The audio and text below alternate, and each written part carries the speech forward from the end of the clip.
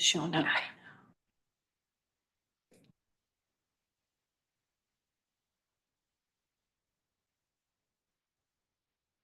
Okay. Whew. So we are now live for visuals, live for audio, and we are streaming on YouTube. So thank you for everyone for your patience on that one. I'm going to give it over to Vicki. Great. Well, welcome everyone. Good to have you here on our new platform, and hopefully it worked smoothly for everyone. I'm going to start with the land acknowledgement. We acknowledge the original inhabitants of this place, the Snohomish people and their successors, the Tulalip tribes. Since time immemorial, they have hunted, fished, gathered on, and taken care of these lands and waters.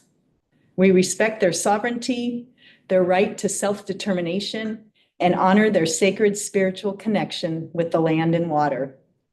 We will strive to be honest about our past mistakes and bring about a future that includes their people, stories, and voices to form a more just and equitable society.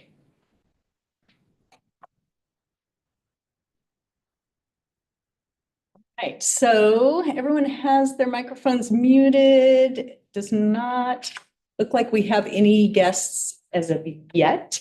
We are expecting one virtual, oh, great. We have our one virtual public commenter who will be able to comment when that portion of the hearing opens. So the public is able to view the hearing on Everett's YouTube channel by going to youtube.com, and then it's /EverettCity/live. They can also listen in on the public call-in number at 253-215-8782. Conference ID 892-9205-2499. And members of the public attending the hearing in person who wish to provide comment for discussion may do so when the public hearing portion of the meeting opens. And then virtual comments will then be allowed for those who signed up 24 hours in advance of the hearing. And with that, I will pass the agenda over to the chair to lead. Awesome, thank you. So I will take role of the committee. Alexis Boyes. She's waving. Oh, sorry, I can't see. Okay. I'll tell you, yeah. Okay. Yes, she is present. Okay. Tai Fuller. See. Tai is also showing that they're present. All right. Michelle Martin. Present. Susan Mousehart. Present. Mike O'Gorman. I'll see him online. Debbie Welch. Okay. If you're having trouble, sorry, just if you're having trouble muting or unmuting, you should be able to do *6 or *6, if that helps. So, sorry, Josh, go ahead. No problem. And so just a reminder for committee members, online, we use the raise hand function. If you'd like to make a statement or ask a question, and also applies for those in person as well. To raise your hand and staff can acknowledge your wish to speak. Staff would like to identify themselves. Vicki Doorway, Community Development Specialist. Kimberly Landry, Community Development Manager. Awesome, thank you. And if you'd like to begin your presentation. One moment for technical challenges as we share a screen.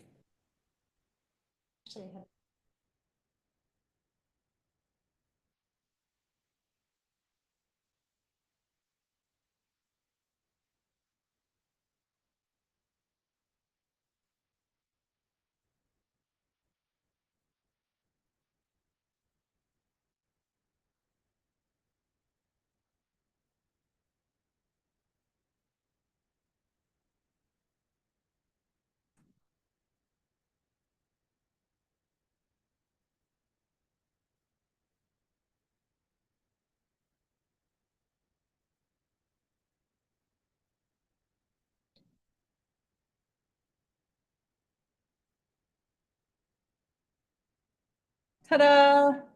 Hey. It's a small win. Okay. Okay, so thank you everybody for joining us for the draft 2025-2029 Consolidated Plan public hearing. Today we are going to go over the presentation of the Consolidated Plan as a draft document. It will then go forward for public comment period afterwards, with additional action following, and we'll get to that towards the end of the presentation. But just to pull back and remind everybody where we started. So last year, earlier than this, in February of 2024, we kicked off what was going to be a 6-month period for needs and public engagement. And we did that, and it was fabulous. We got wonderful feedback, more than we did last time that we did this. We do this every 5 years. So I want to thank everybody, all the committee members that we had to help support all of that, but then also in the committee and meeting then in August to then conduct the public hearing, to then identify those needs. Then based on those needs, we went into our phase 2 portion of our consolidated plan roadmap that you have in front of you.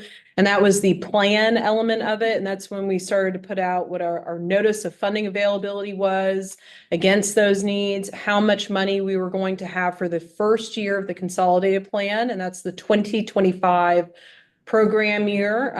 For our newer members, that means that they will have funding that starts July 1st of this year. The committee then reviewed those applications and then met to discuss funding allocations in December of last year. And so we ended up having that public hearing as well.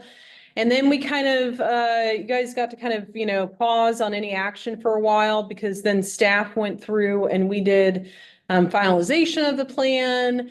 And we were hoping to get to put before for the committee to look at the draft plan in March or February of this year, but we ended up needing a bit more time.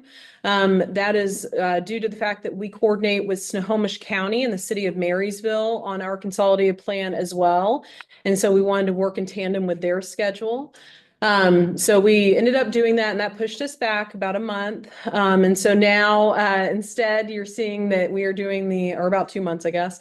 We're doing the draft consolidated plan in April. And then, of course, based on still the actions that we still have for that, then it will go to council after you all meet and take action today. And then we submit it to HUD with the intention still for the program year to start on July 1st. For the consolidated plan to officially get kicked off. So just to kind of revisit where we were. Okay, so consolidated plan, just kind of again, going back through that public process again, just to revisit. Again, we went through 6 months of public needs, August, September CDAC hearing. And then we had public comment. We did our NOFA.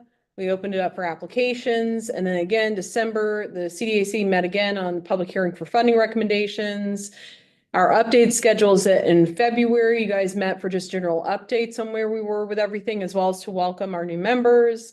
In April and May then, so this time we're having the public hearing, and we will then put it out for public comment period against the draft plan that you all have now seen. And then in May, we go to council for their adoption and action on your recommendation for this plan.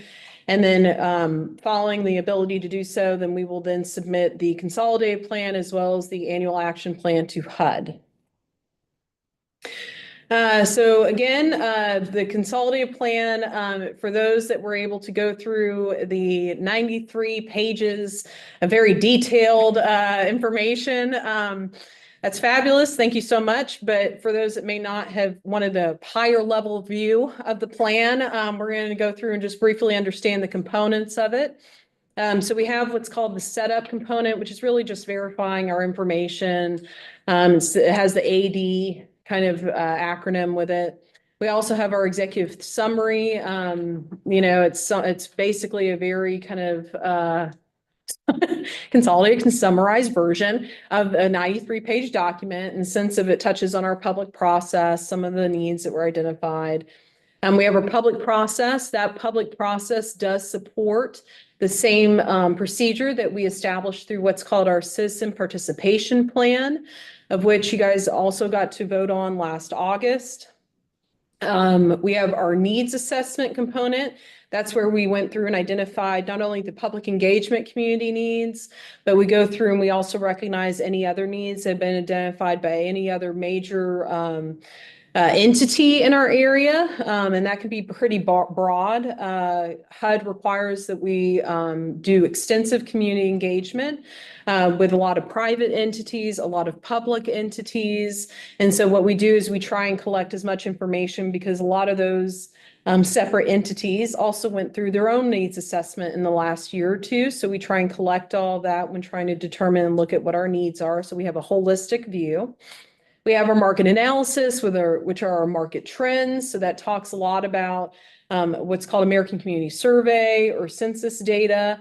If you went through again the lengthy document, that's where you saw just a whole list of tables on our demographics.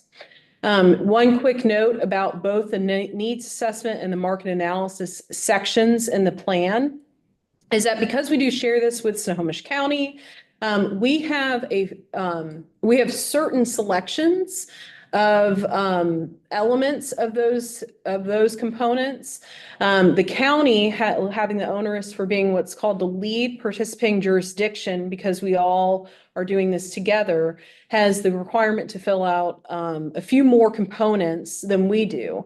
If you would like to see any of the data that the Snohomish County did gather for both of those sections, just to see what housing stock may have been, or any other market trends that they notified. They do lead, for example, the homelessness efforts under the Consolidated Plan with our consortia that we have between the jurisdictions.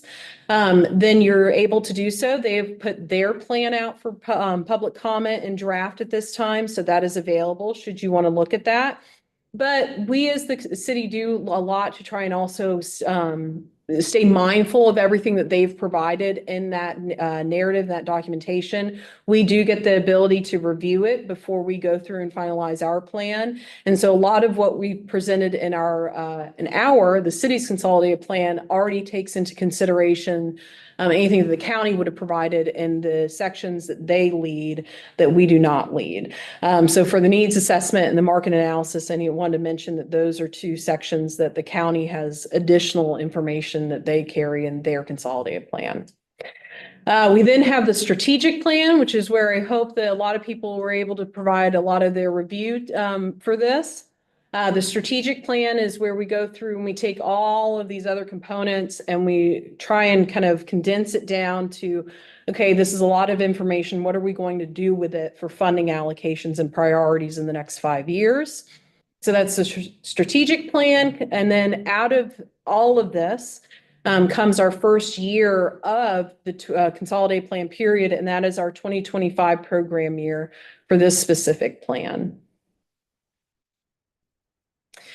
So we're going to focus on the strategic plan because there's just so much. And what I would ask this committee to be mindful of in your action is really to, again, understand that, yeah, there's a lot of background information, but what we're asking you to do today is to look at and consider moving forward for action the consolidated plan that covers these strategic plan elements.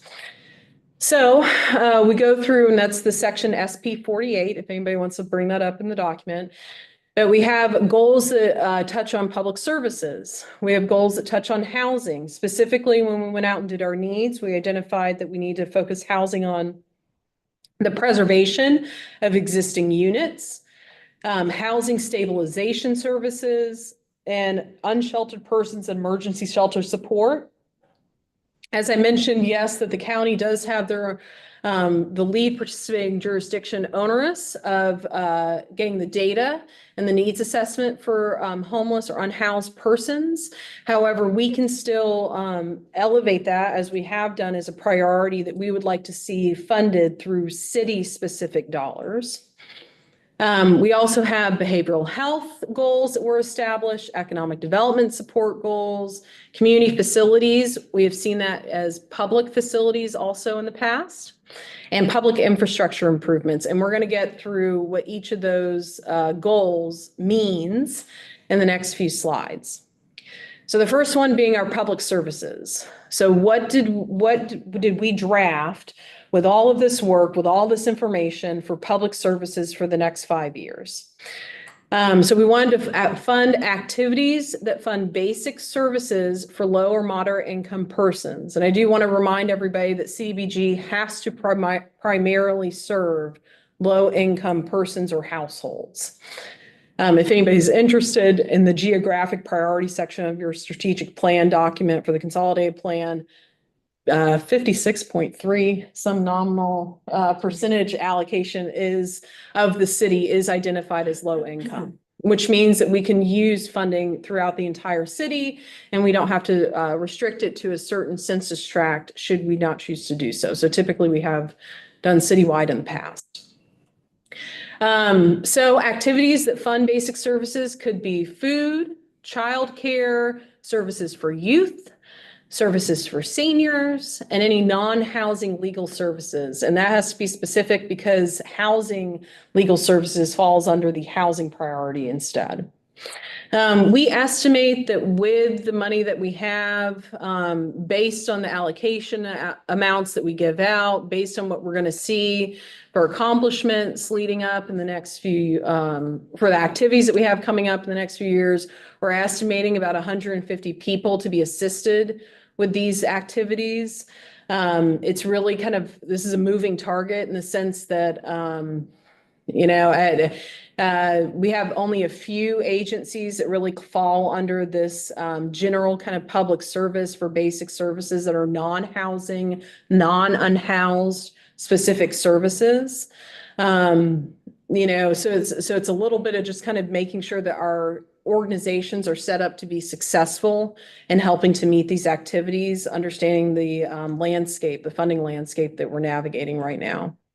I do want to mention that for public services under CDBG, we are limited to 15% of our annual allocation.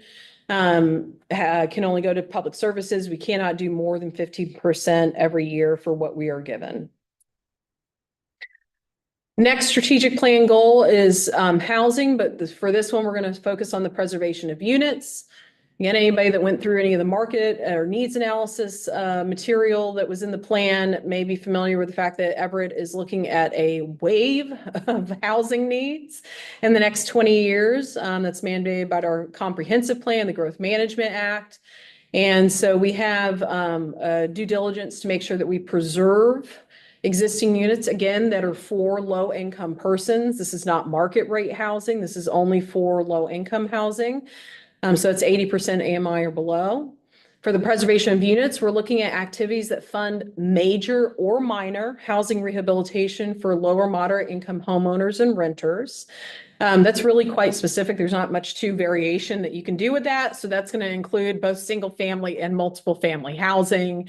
But we do commonly have seen us fund activities that support both of those functions, both major and minor, and for renters and for homeowners. We are estimating that 20 rental units will be assisted, and an estimated of 275 homeowners will be assisted over the 5-year period. The rental assistance units, we're keeping that at 20, only because in the last 5 years, we didn't see a CDBG rental rental multiple family housing rehab that was done. So we want to make sure that we're setting this goal up for success. We will do what we can to continue to identify anybody or any entity that's able to take advantage of CDBG funds for multiple family housing rehabilitation. But we're looking at about 20 units for that at this time. So moving forward to the next goal, we have housing stabilization services. That's a kind of a catch-all phrase for activities that focus on stabilization.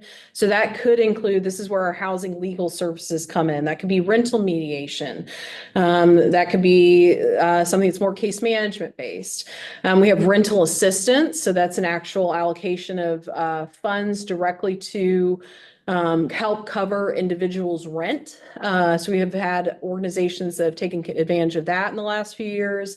And then down payment assistance continues to be a need that is identified as high need for our region, and helping to, of course, increase the ability for low-income households to be able to secure assets and equity like a home. Can I ask a quick question? Yes. We have a question from one of the committee members in the room.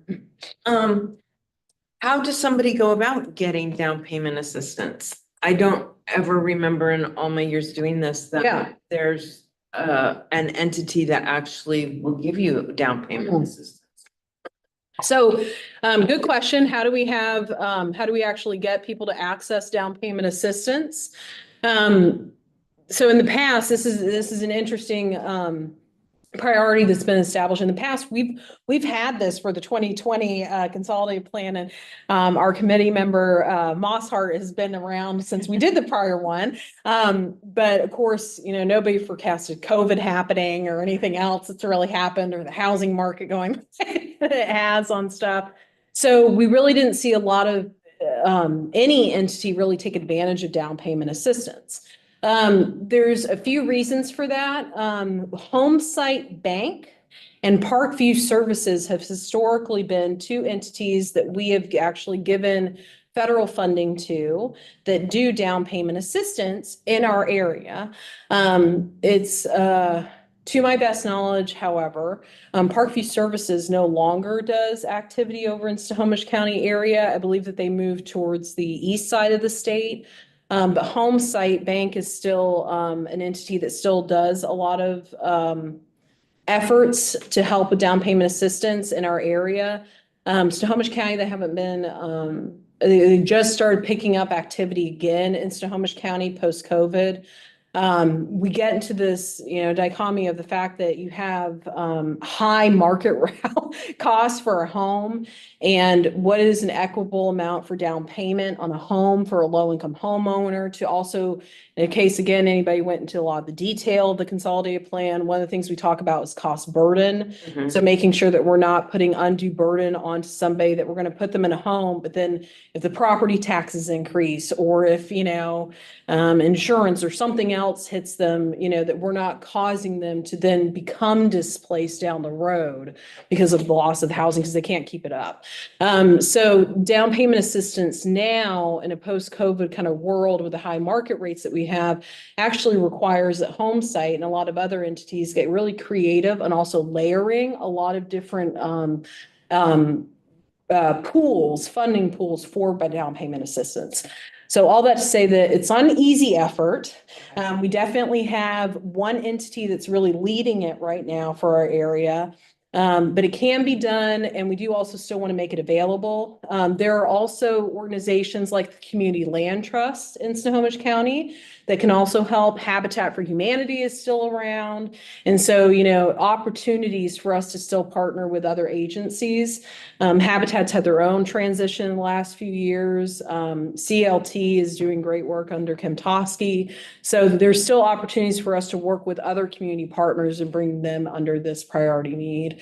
If Homesite continues to work along the pace that they're working at, we can also have other opportunities. But everything that we've read also is just that, it's quite interesting that this has continued to be an elevated need, because of right now, a lot of people are focused so much on a housing first model for just any kind of affordable housing. A lot of that's going to put people into renter situations, but again, building equity, building asset, building the ability to actually have, a means to get out of being low income. Down payment assistance, home ownership is still one of those high I priorities. was curious because we haven't really addressed that in the 5 years that I've been here. Yeah, COVID was weird. Yeah.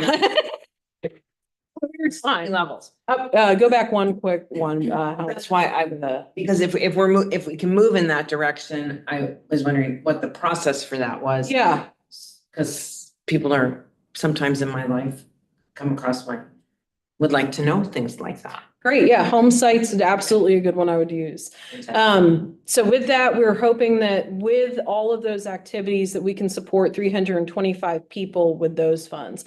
Oh, yes, Committee Member Welch.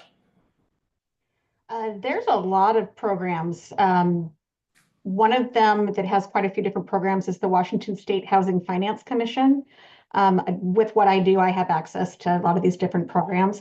They're not easy. They don't make it easy, but if you push through and do it, there's a lot of resources for down payment assistance. Great, thank you. Thank you. That's wonderful. Yeah, I love actually getting word. It's good information sharing. Okay, yes, and whatever. Okay, good call. Ready for the next? Yes, I am. Okay, next one is housing for unsheltered persons and emergency shelter. So this is going to support activities that fund basic services to unsheltered persons, emergency shelter operations. That also can include bed placement and operational expenses for shelters, as well as case management services. It's fairly straightforward. You know, again, the priority is to support those that are unhoused. We have not had anyone take advantage of this in the past. And so while we recognize it's a priority that came out of a lot of the needs engagements, efforts that we did, we are looking to estimate about 40 people for this one, for this specific goal. Next goal is behavioral health. This is a goal that has been both identified by all of our public engagement, is also a mayoral priority for the city. So it's really good to see that this is something that, you know, we're able to move forward in this plan for funding. This is to support activities that fund the behavioral and mental health services. We've done this in the past for various agencies and their programs, but this may include, we wanted to make sure that this was elevated, the substance use disorder support. We did have that elevated as a priority need during our needs engagement. Thus, we wanted to make sure that it was elevated on the slide for awareness. We estimate that about 250 people would be assisted under this goal. This one is subject to the 15% annual public service cap. These activities would be classified as public services under CDBG. Next is economic development. This is for activities that support just economic vitality for the city. That includes anything from technical assistance for a lot of for micro enterprises or small businesses. And again, any business that would get benefit from CDBG funds, again, has to support, low income persons and or jobs. Job skill training placement, facade improvements, and micro enterprise support can also be supported under this goal. We're estimating that 75 people will be assisted with this goal. This is one that we've put out in the past, and we haven't seen, and again, COVID was an interesting time. So we didn't see much utilization for the facade improvements or the technical assistance or the job skill training replacement. But when we had CDBG CV funds, the city did put out for micro enterprise and small business support. So we were able to provide $10,000 grants to businesses to help float them during COVID when everything was shut down in 2020 and 2021. So again, we're estimating 75 people assisted with that goal, as well as one business assisted for facade improvement. And that one's particular because that's a capital project and it's completely separate than supporting a job or technical assistance. Whew. Next is community facilities. So again, like I said, this can also be public facilities that we talked about in the past. But public facility capital improvements can include us helping to do improvements at a food bank or childcare centers or senior community centers. And sometimes park structures are included in that, not park pathways, but and not lighting and not sidewalks. But if you think of the ability for the public to use a brick and mortar facility, if it has a roof, then it can benefit from this goal. We have had a few agencies take advantage of this particular goal in the past. This is one of the activities, as well as the economic development one, that does not have a cap on it.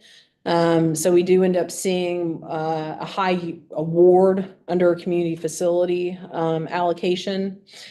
So we estimate that around 5,000 people will be assisted with improvements to community facilities. It really depends on where the facility is located. Again, though, if you went through information in the very extensive plan, we recognize that there are certain areas in the city that could definitely benefit from improvements to community facilities. We're allowing for that to be open right now. We did not do a geographic priority on that, only because we're allowing for it to be open so that we don't become constrained in the future. And so we do allow for just anybody to be able to apply for it in the future, even if they're out of a certain geographic priority area. So it's a good news. I mean, it's kind of, depends on how you want to look at for geographic priority. It can both be beneficial and it can sometimes be limiting. And we've noticed that in our last consolidated plan, that if we're in the last 4th or 5th year of a consolidated plan and we have a geographic priority that's been put up years ahead or years prior, 4 or 5 years prior, and we weren't aware of all considerations, well, then it really kind of ties our hands, binds us a little bit to what we established for the geographic priority, and we allow for a little bit more openness with any competitive application that comes in.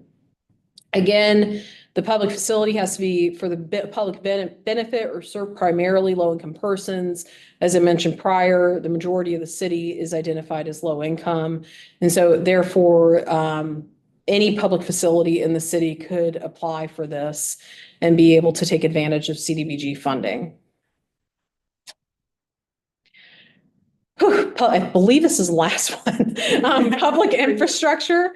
And this is a catch-all phrase for anything that's a utility. So activities that fund capital improvements could be pedestrian pathways. We have Walter Hall Park pedestrian pathway improvement project that we're doing in Walter Hall Park.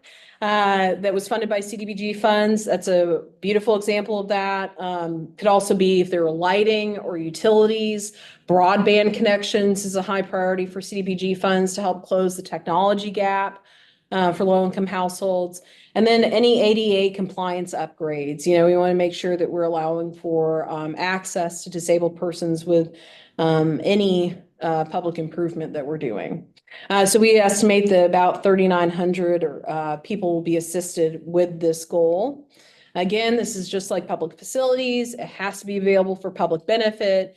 And if the CDAC, if you end up approving a project for funding on this, typically if it's in a public right of way, if it's a public sidewalk or utility, typically that's going to get kicked back to the city for city staff to be the ones to implement it. But again, a perfect example is I'm going back to the Walter Hall Park. We also have the transit semi-seat project that we're doing as public infrastructure improvements too. These are both projects that, yes, they did come back to the city for the city staff to be the ones to do the work, but it was the community public engagement that elevated that this was a need. And so it took us a while. Again, COVID was weird. It took us a few years, but eventually we got to infuse improvements because of public engagement for this. So it's actually a pretty neat way of being able to provide benefit under public infrastructure. I believe That's the last one for you. Yeah. Okay. All right. So Kimber reviewed the strategic plan, which is all the 5-year goals. I'm going to kind of narrow it back down to our 2025 annual action plan. This is what, when we had our notice of funding availability open in October, and then the committee reviewed applications in December, and we had the public hearing in December. These are the activities that basically were prioritized for the first year of our 5-year consolidated plan. We're estimating to receive $775,000 from HUD to fund CDBG activities for the program year. So one of the entities that was selected and the priority was Homage, Home Delivered Meals, $10,000. And where it says SP, that's Strategic Plan Goal. So that is for the public services food benefit. And the outcome, it says 7 of 150 persons served. Something to keep in mind, sometimes it's hard to measure and compare outcomes for different programs because the Meals on Wheels or home delivered meals, they are serving 7 people, but they're serving them for the whole year or a good portion of the year. So they're getting a lot of meals, but it's based on the unduplicated number of persons served. So the goal doesn't look very high, but they are providing a lot of meals with that $10,000. The next one was the ARC, and this is Housing Assistance and Systems Navigation for the strategic plan goal of housing and housing stabilization services. The goal for this year is to serve 20 of the overall strategic plan goal of 75 persons served with this assistance. The next one was Snohomish County Legal Services. This is the Housing Justice Project. As Kemba mentioned earlier, this is a specific program for the housing goal and housing stabilization services. They have $30,000 and their goal is to serve 45 persons out of the 250 to be served this year with the 2025 program year. The Cocoon House Journeys program, that is supporting the goal of unsheltered persons and emergency shelter support. That goal is to serve 8 out of that 5-year goal of 40. So again, that's another program that provides a lot of services, but it's the unduplicated count. So the goal looks low, but they're providing a lot of services with that funding.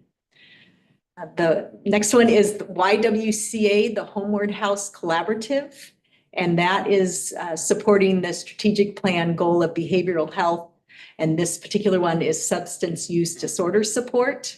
And that plan for that is to serve 50 this year. Moving on to another Homage program. This is the Minor Home Repair Program. And this is part of the housing preservation of existing units.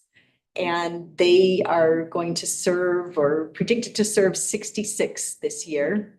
And that's, again, unduplicated count. Sometimes they might serve someone in the beginning of the year and then again later in the year, but they only count that person once. The next one is the Community Housing Improvement Program. That is major home rehabilitation. So it's doing a lot more extensive projects that require kind of a lot more time and coordination and working with the contractors. And we provide loans, very low interest loans for these home rehabilitation projects. And then that money comes back to us through program income when the loans are either paid off or they're paying a little bit each month. That also supports the housing preservation of existing units goal. And for this year, it will serve 2 homeowners. But again, these are major rehabilitations. So those projects often run a lot longer than just coming in and installing grab bars or replacing someone's sink or different things like that. The city of Everett will also have some funding for public infrastructure improvements under the public infrastructure goal, and that is predicted to serve 3,900 of the 3,900. So as long as that project is complete this year, we will have met our goal for the strategic plan for that. And of course, that doesn't mean we won't serve more, but it's a little hard to predict how many more applications we'll get for that type of project. So it's that one. So we're not getting to action right now, but this is what we are requesting of the CDAC when we get to that portion of the public hearing. Is basically approving the 2025 to 2029 Consolidated Plan draft for it to go to City Council for review and approval, and then to also open up the public comment period. So there's going to be a 30-day public comment period for the Consolidated Plan draft that's going to open up very soon. We'll talk more about that at the end. So this also includes the 2025 program year funding that I was just talking about, and approving the established goals for funding over the next 5 years that Kembra had gone over. So before we get to that, we have some updates on city planning and housing efforts. We have talked about this before, but this is just an update on our 2025 Fair Housing Assessment work that we were doing.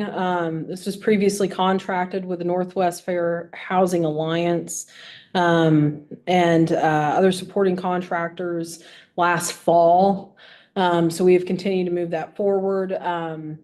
That is now, it was pooled. We pulled the information because we were given the draft document and we put that in for the public engagement needs, the market trends. We have also included information for this assessment that came from the 2044 Comprehensive Plan Housing Element. Again, this is a document that was led, that particular document is led by planning, but they engage with the community development a lot to discuss future housing needs, especially for our affordable housing, low income sections. And then we have various sources of also fair housing complaints reports that they collected from around the state, the region, and the county. They created a list of policy recommendations to support housing for all Everett residents. So this is just how to handle housing general for anybody, whether they're low income or not. And then all those recommendations are going to be implemented through the 2044 Comprehensive Plan and then our ongoing work for housing funding efforts. So we just wanted to provide an update that assessment got finalized and to keep an eye out for the 2044 Comprehensive Plan housing element component, which is where a lot of those policy recommendations will be housed. And then so that means that, so just to give everybody an update, the 2044 Comprehensive Plan then is again led by our city's planning department. It gives the plan goals for the development of the city over the next 20 years of population and development growth. That's 40,000 new housing units that we will be looking at. About 15,000 of those are for persons under 80% AMI. That is also touching on how the city's going to navigate around the sound transit or light rail expansion, as well as how to look at public facility needs and recognizing that there are some community centers that are probably needed in certain areas of the city. And then also infrastructure growth and improvements. How do we continue to look at how to improve our roads, our sidewalks, our utility lines for all this growth? They are in their active comment period right now. So if anyone is interested, I'm also encouraging you to visit that document as well. And that is at the URL that's below, but I'll just read it out loud for anybody that may not have the ability to do so. That is at Everett, www.everett.wa.gov/2812/Everett-2044. So if you haven't had the chance to check out the comprehensive plan, I strongly encourage you to do that as well. That will be going to council in June after public comment is wrapped up. And then I believe I have one more slide, and that is the CLIP grant. Whew. So this is the Coordinating Low Income Housing Planning Grant, or CLIP. So planning and community development have also worked and combined, our forces combined to create a plan that we have done for that has been able to be funded by Washington Department of Commerce. And it's to address barriers on how to develop and provide affordable housing for the city, specifically for the 0 to 50% AMI households. So of course, CDBG can support all the way up to 80% AMI, But we also, for this particular grant, community development staff are looking at supporting 0 to 50% AMI households. And that will be known after it is complete, after that plan is complete, as the Everett Affordable Housing Solutions Plan. And that will be available on our website, and we're estimating that to be up on the website around July of this year. We are doing a partnership of public engagement with the Housing Consortium of Everett and Snohomish County. So if anybody's interested in seeing where that's evolving, that will be available too. And with that, we are ready to turn it back over to our chair to open up the public hearing. Awesome. Thank you. All right, so we will go ahead and move towards public hearing. So just real quick, rules of conduct. Comments are limited to 3 minutes. In-person attendees will be first. When called upon, please state your name, followed by public comments. So I will need a motion from a committee member to open public hearing.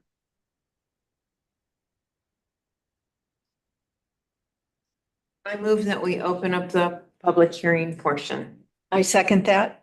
Fantastic, thank you. Do you wish to make a? Sure, I can do that. You don't have to, I'm just No, asking if you want to. Do you? and say So your I name. should, Josh, I'm going to speak if that's okay. My name is Brock Howell. I'm the Executive Director of the Everett Station District Alliance. That is the district, generally from Hewitt to 41st Street, Broadway to I-5. And we've been around in some versions since 2014.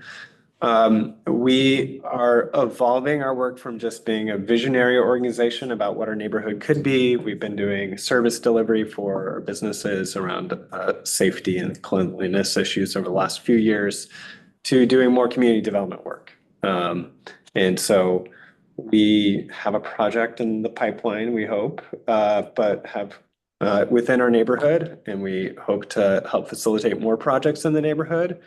And we hope to serve all of Everett as we have new light rail stations come to the city.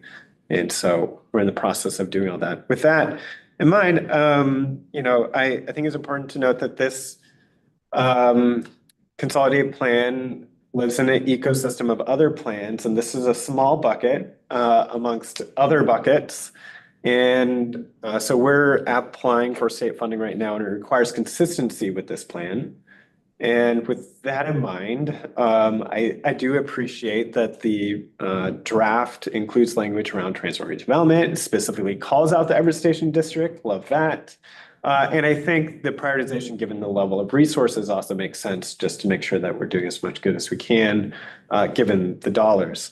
I do want to make sure that when I apply for other state funding, it can continue to show that there's a prioritization for new housing and new mixed-use development.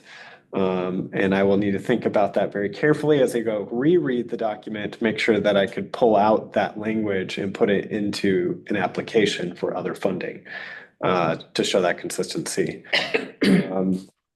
And finally, I just look forward to being a partner in the future as we continue to help build a more equitable city. So. Good to meet you. Thank you. And was there any, who signed up for public comment online? Yes, and Kembra is going to bring up, Melanie's raising her hand. We're going to move you into the meeting.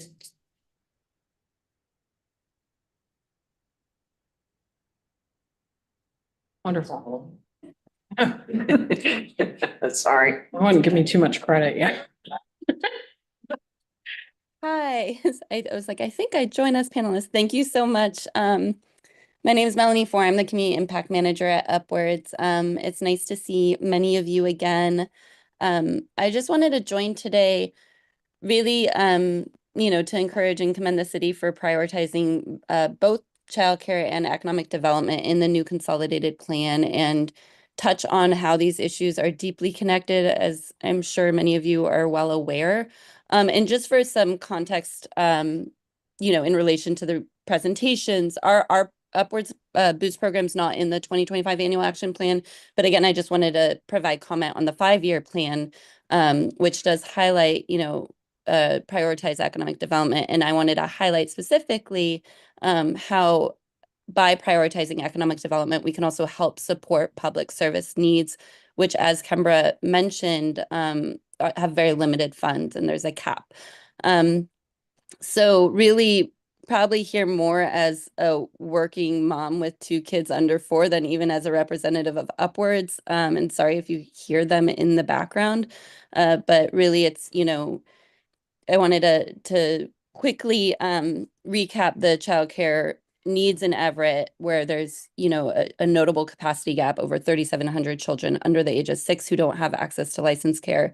Some exciting projects in the works, like Tomorrow's Hope, but that gap will still remain significant. But meanwhile, our micro enterprise childcare providers in the city, many are women and often single heads of households, earn less than $20 an hour. So qualifying many as low to moderate income. And so, really without business support, like the economic development priority goals can help support, we really risk losing more of those providers. And meanwhile, working families continue to face, very difficult choices about work and housing and childcare. So, the good news is by investing in childcare, we are investing in economic development. The numbers range, but they estimate for every dollar spent on childcare, education, early childhood education, there's an estimated $7 to $13 return on investment. So I don't know where I'm at with time, but again, just wanted to encourage, the approval of those goals, and highlight how intersected a lot of those goals can be. So thank you for the work you do, and Vicky, as always, for all of your help sharing all the necessary info to participate in these meetings. I appreciate it. Thank you. Thank you. Thanks, Molly. Okay, and That was all of our public commenters, both in person and virtual.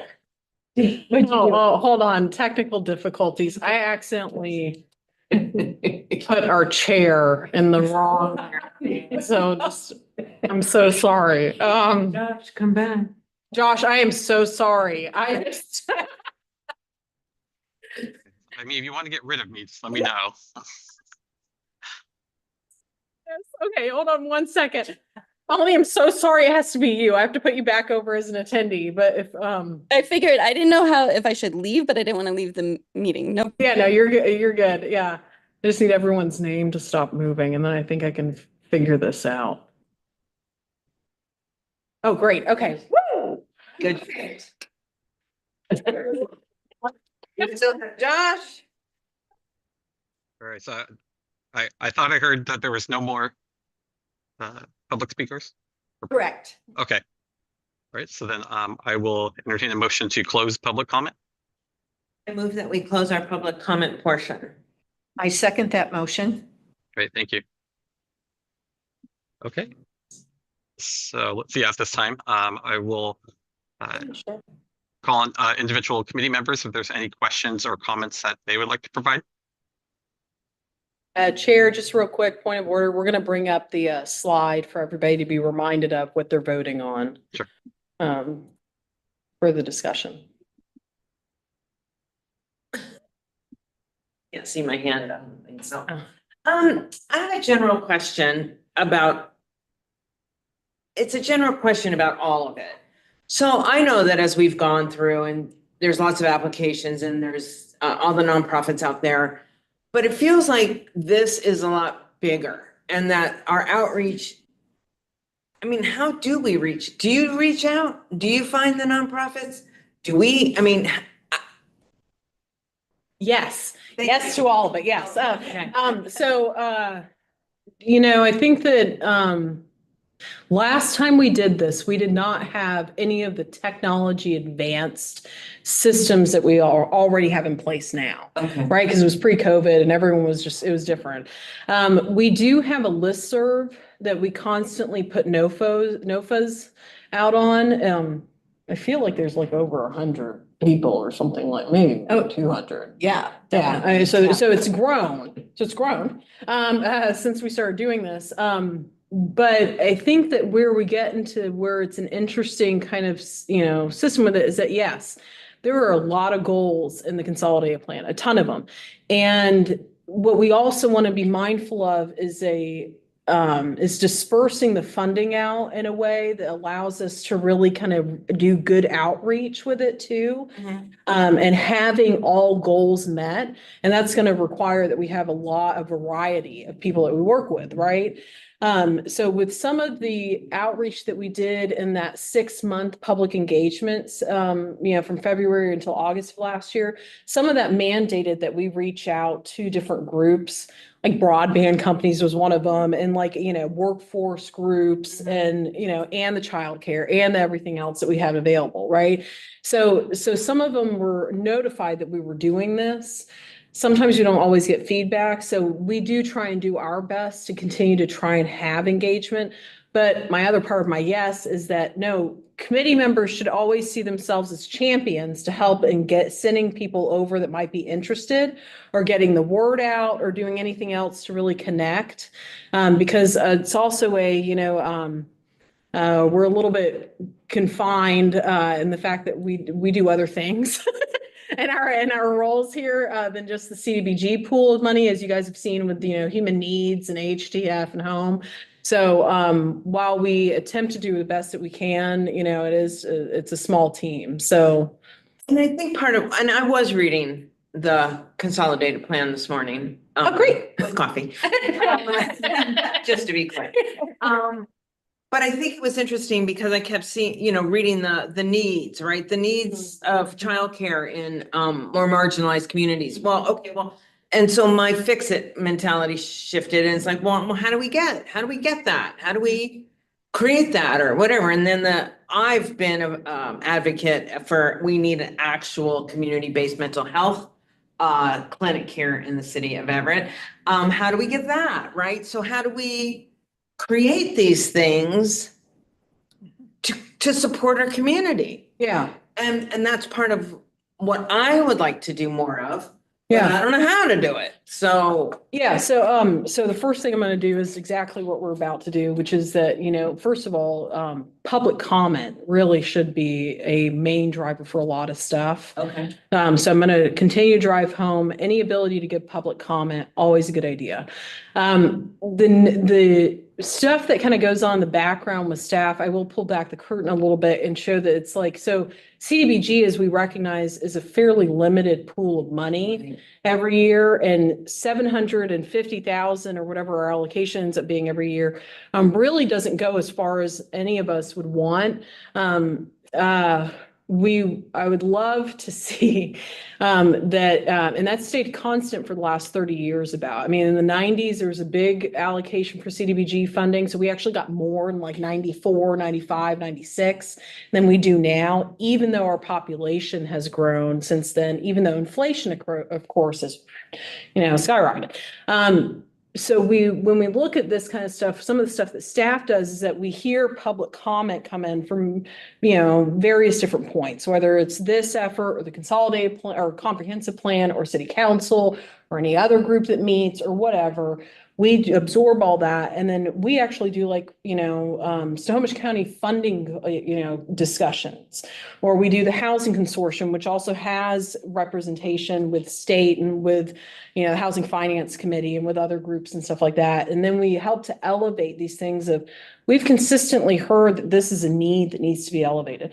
To your point about behavioral health, there are local dollars that the city and the county both took advantage of in 2021, 2020, somewhere around there, that allowed for us to start accruing tax revenue to go specifically for behavioral health capital improvement and operations support. So that's gotten a lot of focus. That's like the county has a much significantly larger pot of money than we do on that one. Theirs is a couple million. Ours is Ours will eventually be that after 5 years, but you know, it's like, so it's also bringing that voice to a platform that allows for it to be heard also by other forces that can play with the bigger pools of money that Brock was just mentioning, that the ESDA does. So it's, so this is a really good, I mean, one of the things I've always loved about CDBG and also this committee in general is that there really is a like direct pipeline of being able to go, no, that needs to be elevated for support. That's what we're going to fund. And it then immediately goes for use with that. And that's fabulous. For additional efforts outside of what we can manage, because of course, as you all know, we see so much beyond what we're able to fund. That's where I would encourage everybody to be, if you're comfortable with it, you know, to provide a public comment. If you're not comfortable with it, written comments are always a good idea too. But, you know, just providing public comment and to elevate that We voice. on the committee could do public comment Yeah. Yeah. as a citizen. Yeah. Okay. Yeah. I just never. Yes, if anybody was confused, yes, you can absolutely give public comment and stuff. Yes. Thank you. Great questions. Yes. Actually, Yeah, yes. Okay. Debbie, Chair Debbie Welch has their hand raised.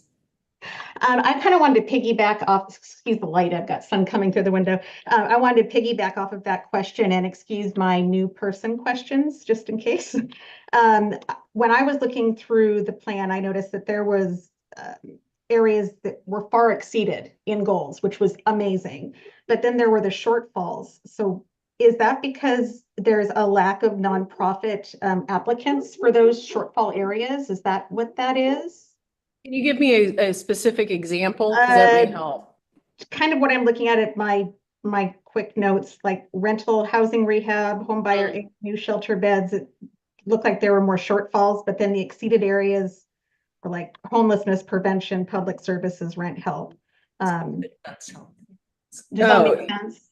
Yeah, so I'm getting reminded that some of this is some of it's the COVID funding, some of it's the cliff of funding that dried up after CDBG CV, which was specific to COVID, and ARPA, which just ended last year, you know. In general, though, I will also say that it's like, so we've had this impact of trying to balance what we saw as accomplishments from community partners based on prior work, then understanding capacity moving forward. But it's also a acknowledgement that in some of these areas, like for example, like for the unhoused or unsheltered goal, we also have HTF dollars. And then the county, as the lead participating jurisdiction, has CDBG Emergency Shelter Grant, ESG, funded dollars. And all of that will also help to support that need. So it's also a balance of how much do we want CDBG Everett specific funds to go to support that, knowing that there are other pools that can also be supported for that priority need. I do want to mention, because just to reiterate for new members, that Everett CDBG dollars, because we are a direct entitlement and the county's a direct entitlement, Everett CDBG funds the county can't use their CDBG funds in the city. The city has our own, but the county can use ESG, home, other HUD federal program dollars in the city because the city doesn't receive those. So it's a little bit of a balance of understanding organizational capacity, what we've seen in the past, and then trying to also be mindful that there might be other bigger pools of funding that can also help to address that need. And usually when we have agencies that reach out to us, you know, and we understand that there might be some kind of consideration of, wow, this one priority that you're going to fall under for CDBG is going to be really competitive. You know, we try and do our best to connect them with other opportunities that might be out there. Sometimes the funding, you know, NOFAs don't really always align as best as we want them to, but we can give them information for the future and for them to continue to kind of be plugged into that. But good question. Okay. And then I have one other quick question. Sure. So we've got the comp plan that's all in draft and that's all being done. We've got this plan that's going.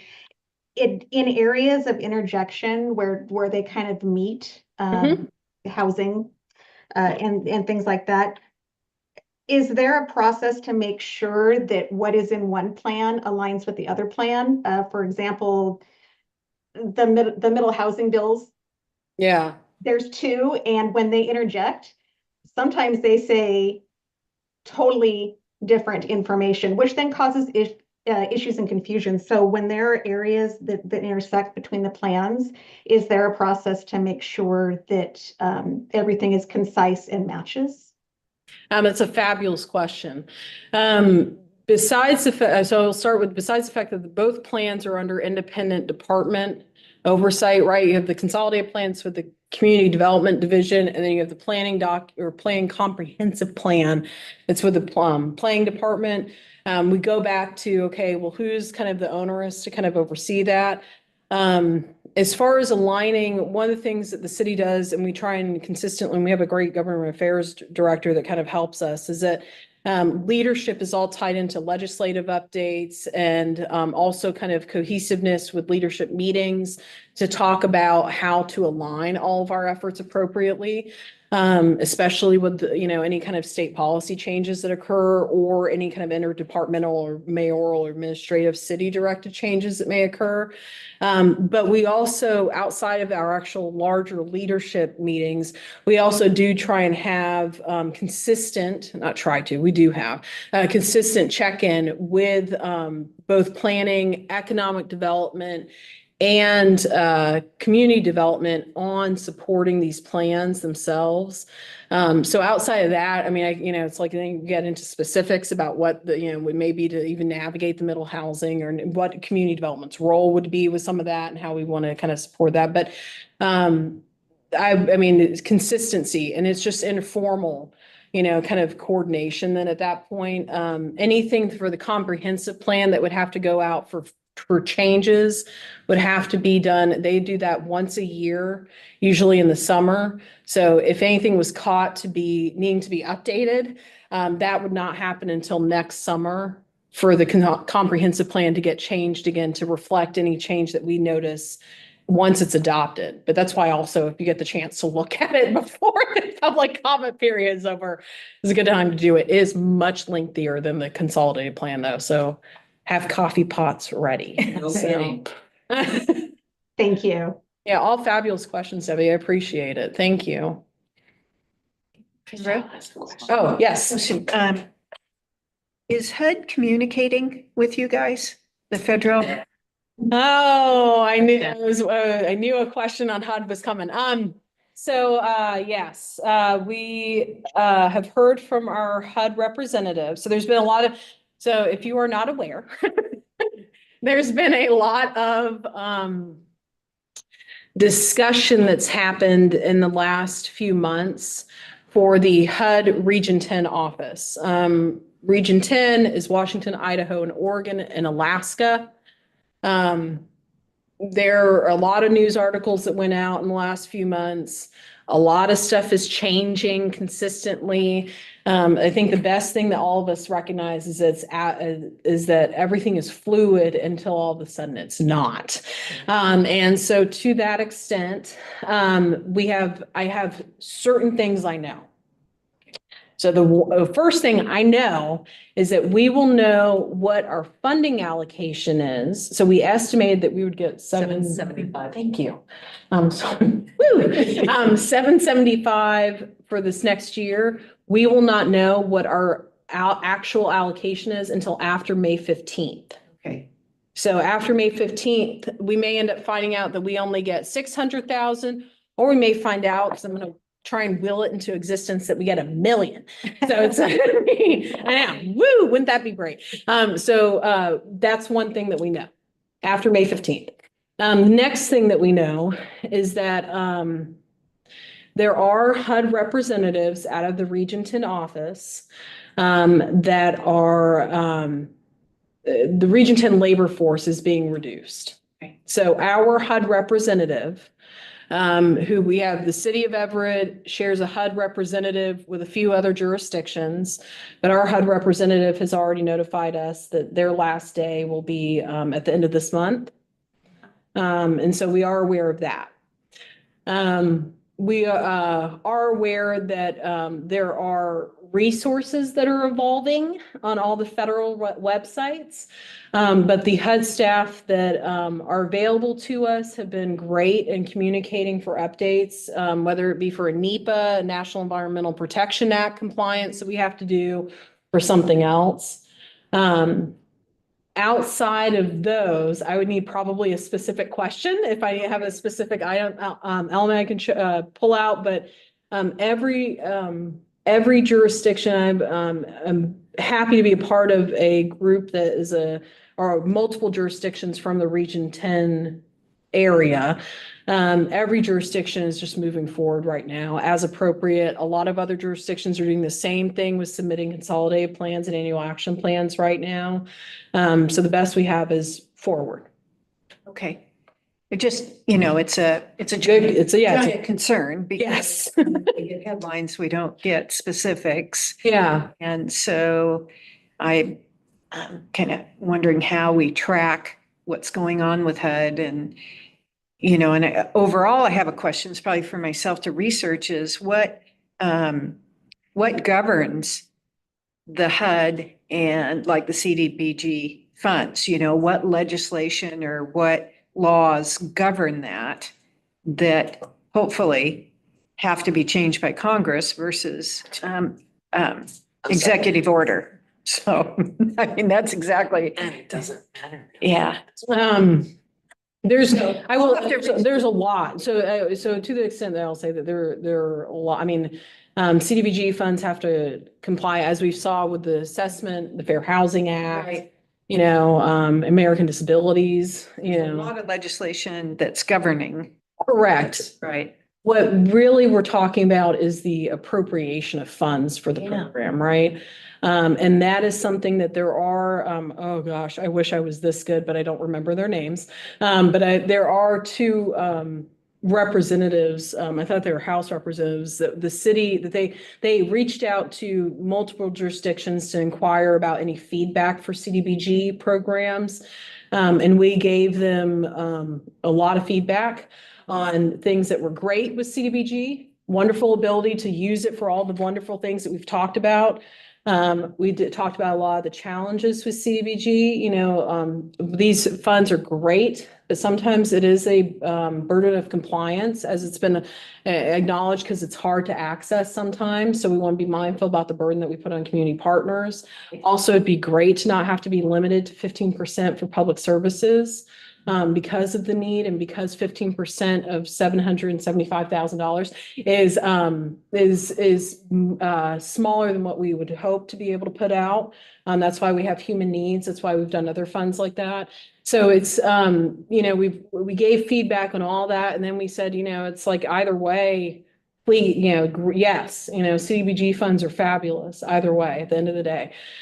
So there's a lot that I could say that really governs the HUD program, because everything's under what's the Community Planning and Development branch of HUD, so the CPD office. But CDBG, I am going to do a relentless plug for this, that this is the National Community Development Week.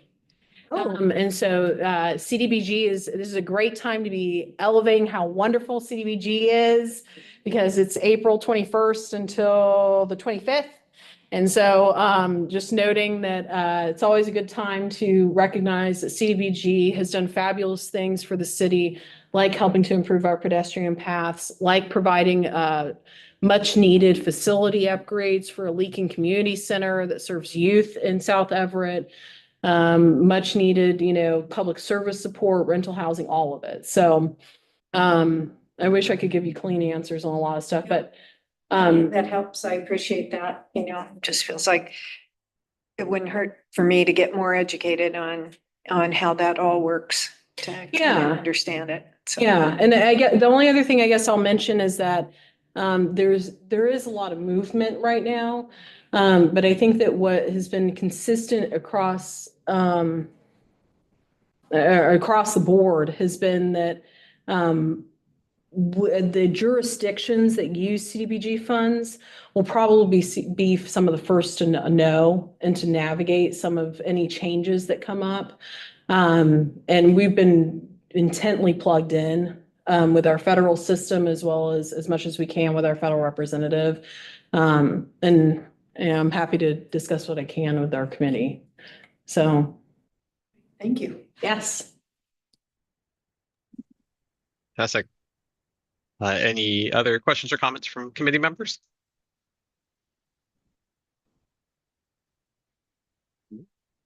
Okay, then I would entertain a motion to accept the recommendation for the consolidated plan draft to go to City Council.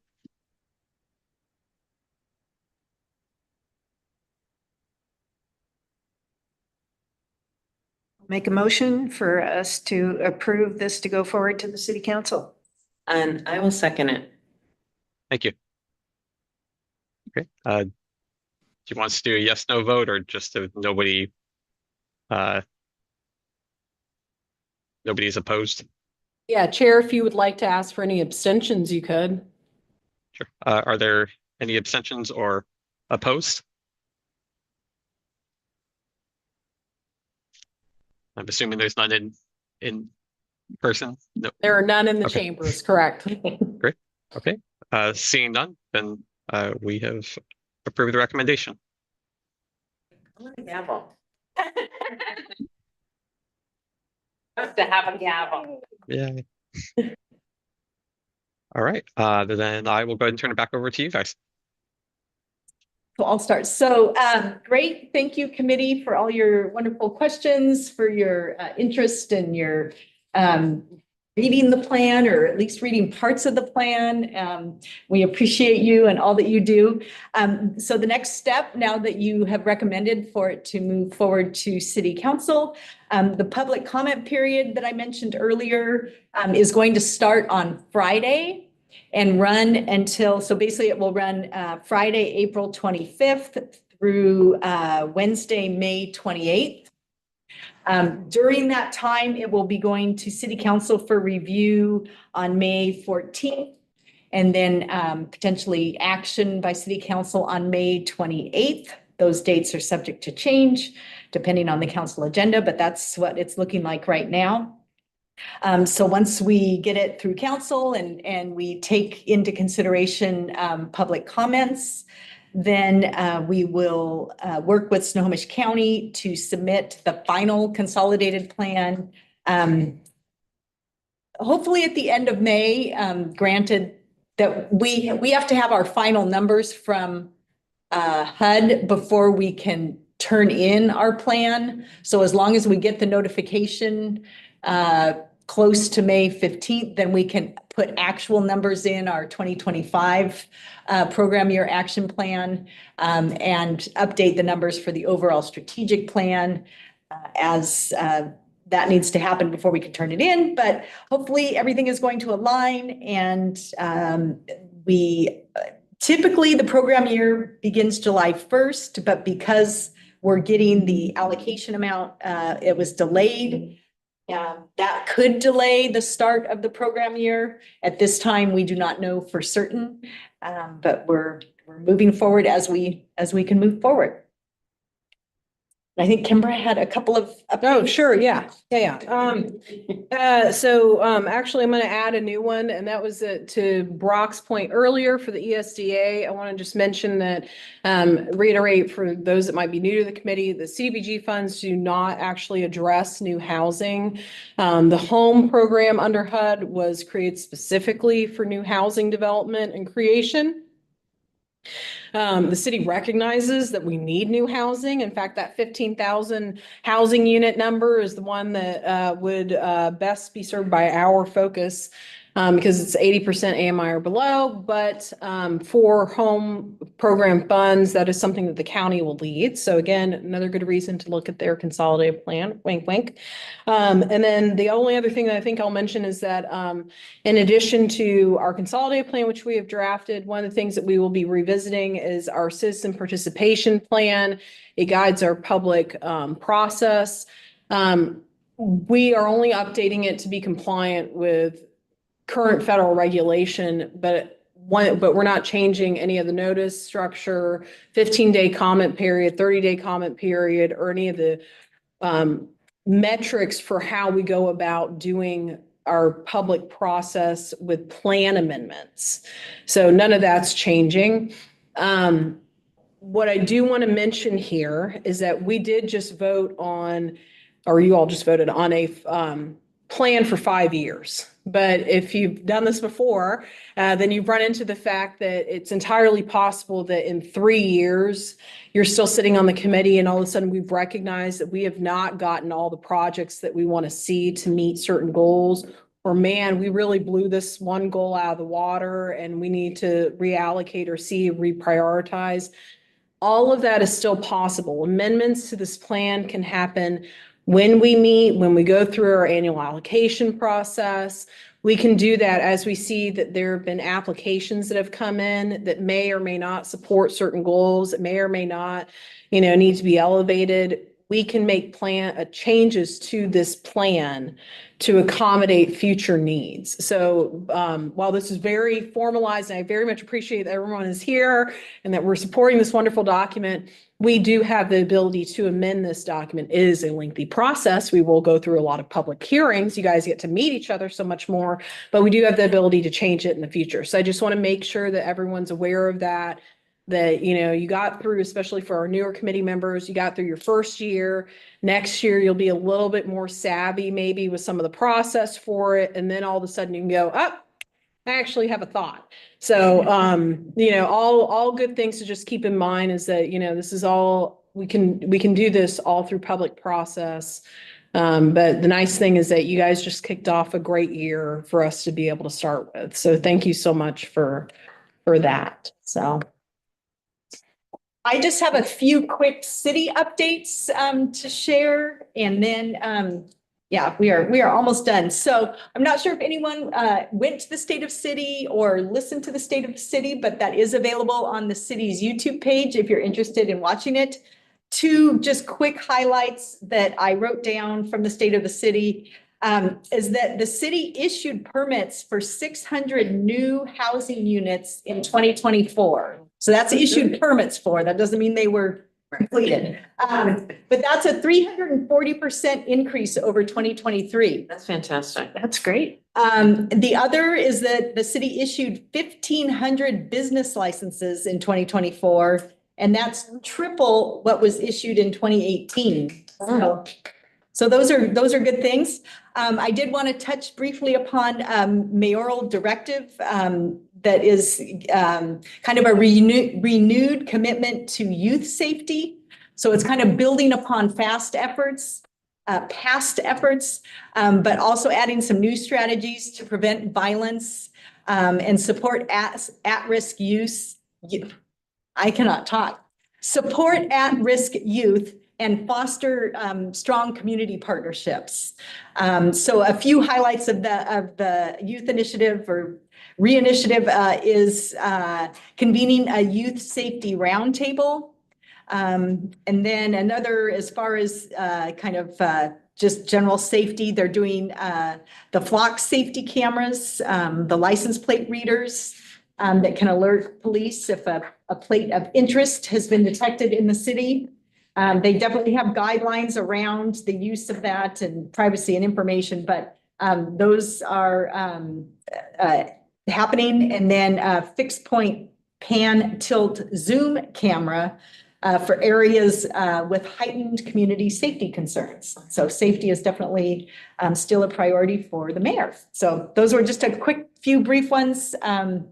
And we appreciate you all. Is there anything else, Kimbra? Our next public hearing is potentially not until August, or will we be meeting? Okay. So at this point, you all, I think, should be receiving the community development news flashes. So as we get updates, you'll see the news flash for the public comment period that's going to open soon for the Consolidated Plan and the Annual Action Plan.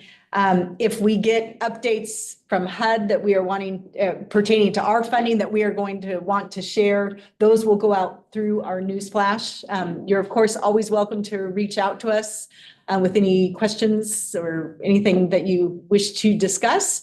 But yes, we have not chosen a date for we typically do our needs for the 2026 program year, reviewing what the priorities should be in August. Some of that may be dependent upon what happens and what we learn in the next couple of months with our HUD funding and CDBG funds and all that, but we will keep you posted. And like I said, reach out anytime. Okay, I think that wraps up the staff updates, and Chair, we can turn it back to you for adjournment. Awesome. All right. For the last exciting action, I will entertain a motion to adjourn. I'll make a motion to adjourn. I'll second it. Awesome. Thank you, everybody. We are adjourned. Thank you. Thank you very much, everyone.